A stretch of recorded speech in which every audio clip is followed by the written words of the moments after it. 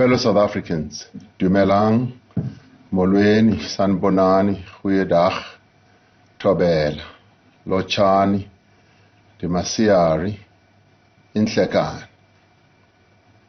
Today we celebrate the unique and diverse heritage of this place we call home, Mzansi Africa, Africa Burwa, Africa Chipembe, Africa Dzonga, South Africa. Heritage Day is a time to appreciate the many facets of our cultures, customs, and traditions. It is the time when we put them on display to appreciate and celebrate and share our cultures, traditions with others.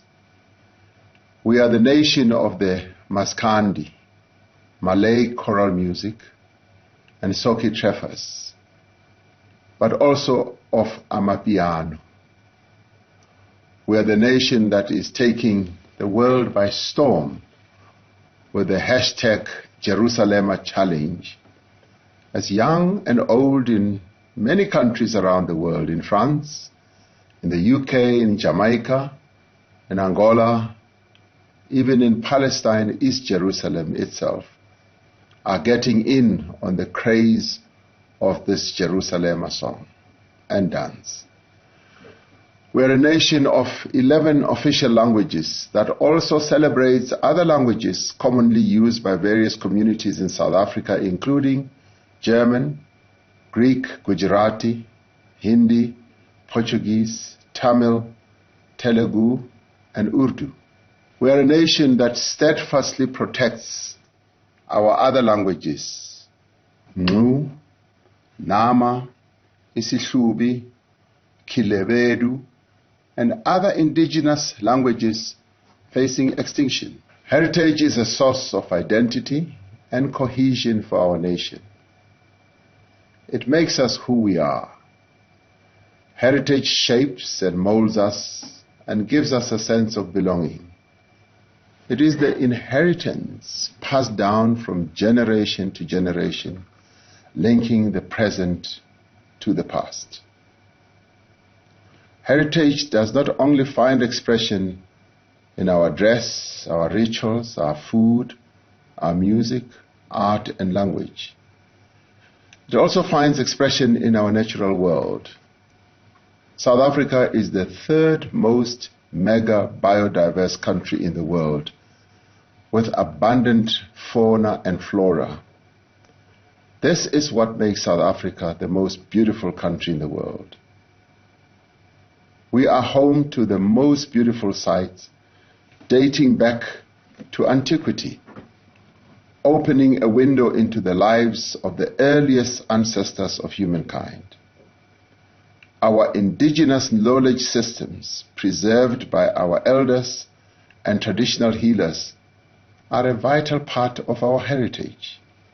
Long before the advent of modern medicine, our ancestors used the herbs and plants that are so abundant here to heal, to give strength, and for sustenance. This year's Heritage Day is taking place in the shadow of the COVID-19 pandemic.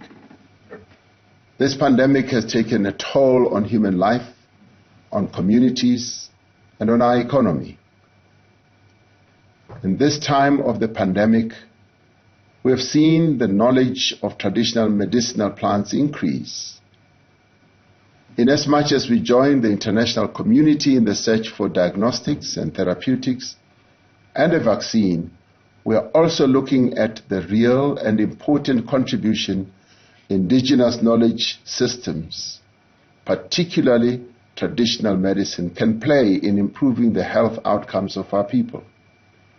In Heritage Month, we honor those who work so hard to preserve all aspects of our traditional and modern heritage.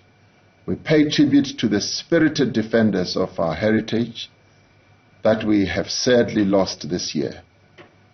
We've lost Ahmad Dango and Elsa Joubert, two celebrated authors whose works gave expression to the human condition under apartheid. We've had to bid farewell to the musical giant, the founder of Ladysmith Black Mambazo, and the father of Istratamia, Ubabu Joseph Shabalala. We've lost the legendary photographer, Jürgen Skaderberg. We've also mourned the passing of Omagriet Siekwi, one of the only remaining speakers of the endangered Ngu language. We pay tribute to them all, for in their own unique way, they have contributed to preserving our past, but also to defending the struggles of the past. It is because of them, and many like them, that we are today able to celebrate where we have come from. Yet as there are those who have passed from this life, we have our human living treasures, our repositories of knowledge, customs and traditions. This Heritage Month is dedicated to Dr. Esther Mahlangu, Mama Madosini Latozi Mphahleni, and Mama Oma Katrina Eso. Dr. Mahlangu's paintings, inspired by Ndebele design, are on display in more than a dozen countries around the world, and her work has won numerous awards. Mama Madosini, the queen of Pondoland music, is the greatest living musician who can play the indigenous bow instruments. Mama Katrina Eso is the champion of the culture of the San people and is one of the two last remaining speakers of the Ngu language. Over the years, she has single-handedly worked to keep the language alive by running a school for young people.